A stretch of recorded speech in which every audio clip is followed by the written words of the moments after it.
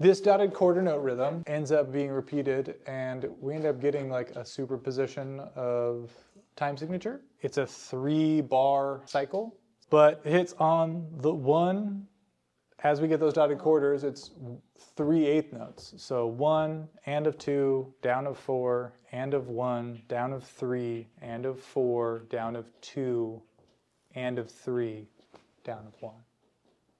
So 1 and 2 and 3 and 4 and 1 and 2 and 3 and 4 and 1 and 2 and 3 and 4 and 1.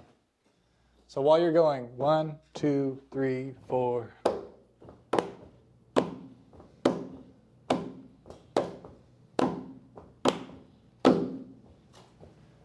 So cool. What ends up happening is you're basically getting in this 4/4 in 3 bars of 4/4, you're getting a bar of 3. You're getting bars of 3. 1, 2, 3, 2, 2, 3. This is something that kind of like jazz musicians will cut their teeth on.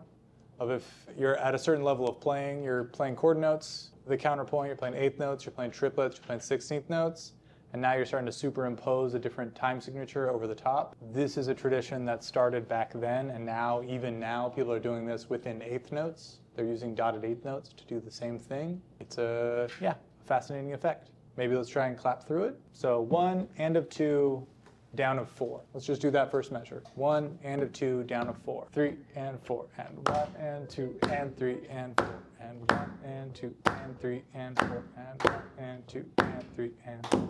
Good. Second measure, and of 2, down of 3, and of 4. And of 1, down of 3, and of 4. 3 times. 3 and 4, and 1 and 2 and 3 and 4 and 1 and 2 and 3 and 4 and 1 and 2 and 3 and 4. Good. Last bar, down of 2 and of 3.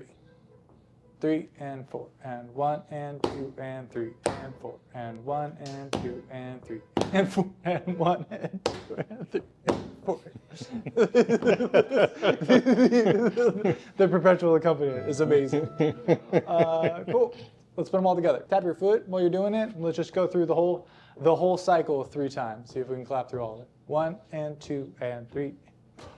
1 and 2 and 3 and 4 and 1 and 2 and 3 and 4 and 1 and 2 and 3 and 4 and 1 and 2 and 3 and 4 and 1 and 2 and 1 and 2 and 3 and 4 and 1 and 2 and 3 and 4 and 1 and 2 and 3 and 4 and 1 and 2 and 3 and 4 and yeah.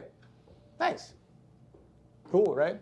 It also works really well in 3, because if you're in the time signature of 3/4, the dotted quarter actually divides the bar directly in half, which is something that most people don't immediately think of when they're thinking of a 3, an odd time signature. 1, 2, 3, 1, 2, 3, 1, 2, 3, 1, 2, 3. 1, 2, 3, 1, 2, 3, 1, 2, 3, 1, 2, 3. So I find the repeated dotted quarter especially useful playing in waltzes, because it gives you the freedom to go from feeling really the 3 to sort of floating above it on it's like 2 over 3 essentially. Yeah. Yep. And instead of it being odd, where it takes 3 bars to kind of turn back around like it does in 4, in 3 it just fits in a bar, right? There's 6 eighth notes in a bar of 3. You just group them in 2 instead of grouping them in individual quarter notes. And there is a level of performers in the idiom that will kind of flip-flop these back and forth. I am one of them. I love it. I do it all the time. And all the musicians will go, oh yeah, like, oh man, and we'll all just kind of you'll hear that like that buildup of anticipation to drop somewhere, and that's a lot of the times just what they're doing, is these referencing 3 against the 4 by doing this, or vice versa. Yep. So when you're listening to stuff and you hear that kind of whoa, whoa, whoa, whoa, so what's going on? If you count it out, I'll bet you'll find at least some of them are that.